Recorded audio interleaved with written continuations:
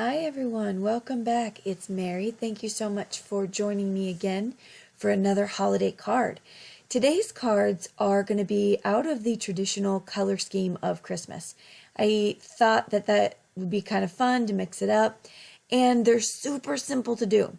So I have this Bigz Die from Sizzix, Tim Holtz rather, and it is this beautiful snowflake.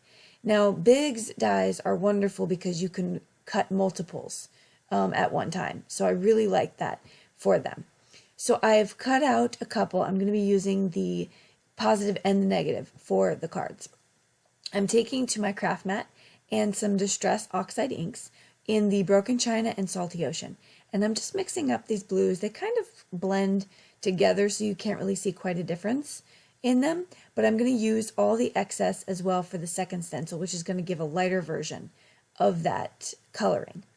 So I'm going to go through, after I do that, in order for me to get a layering technique for my Distress Oxides, I have to make sure I dry them completely.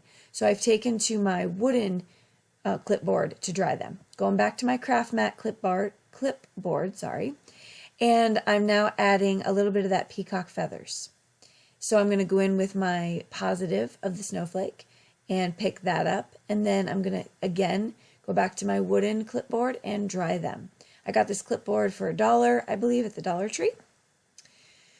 Okay, so now I'm going to add a little bit of wilted violet. This is going to be where I really kind of take it out of that traditional Christmas look. But I don't know, colors now for Christmas, traditional is becoming not so traditional, if that makes any sense. My front tree in my house is actually a white tree, and it's teal, silver, and white decorations. And I don't know about you, but growing up, that was not the thing. And so I think we've stepped outside the box quite a bit. So on this last snowflake, I took to Abandoned Coral and the brightest red. It's escaping me right now. But it really came out just like a coral color. It didn't come out as the super bright red one. But I did add some glitter embossing powder to that to make it pop. I wanted a little bit something different. All right, so once I get all of those done and inked up, I'm going to take to my water mister, and I'm going to get that droplet effect on a couple of them. On the back, because I'm going to be putting glitter paper behind them, I needed something very, very strong. So I'm using multi-medium matte, and I'm going to place really heavy blocks on top of it. So I do that for both of the negatives. I'm using the some glitter paper. I just had some in my stash. Really, really, really pretty. I love the way that came out. Now I'm going to pull out this Hero Art stamp set from February, I believe it was, one of their card kits.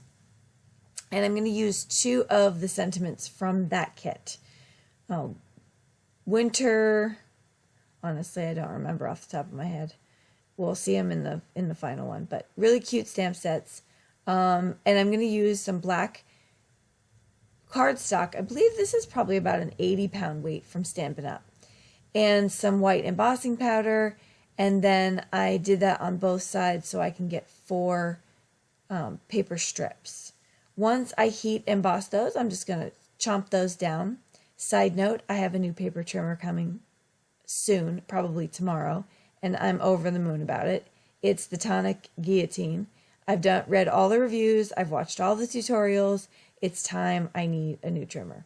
So I will let you all know how I love it. Hopefully I do. So once I do that, I'm going to pop them up on some 3M foam mounting tape. And I'm going to use some really strong score tape on the back of my panels to put down onto a black mat behind it.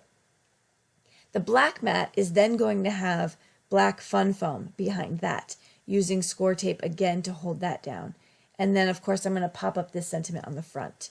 That is how I'm going to do pretty much all of, the 2 of the negative snowflakes that I used. On the others, the positive snowflakes, I'm actually just going to place those straight down onto a white card base and then add some sequins for accents. My camera died right after I was done with these cards, so I couldn't show you how I put together those other ones. But you can see in the close-ups, And here are some of those pictures. Thank you so much for joining me. I hope you all had a wonderful Thanksgiving and you're all really in the Christmas mood. We've decorated a little bit today, so I am getting there. But otherwise, I will see you in the next video. You can find me in forums below, and I will link all of the things I used also. Have a wonderful day. Bye-bye.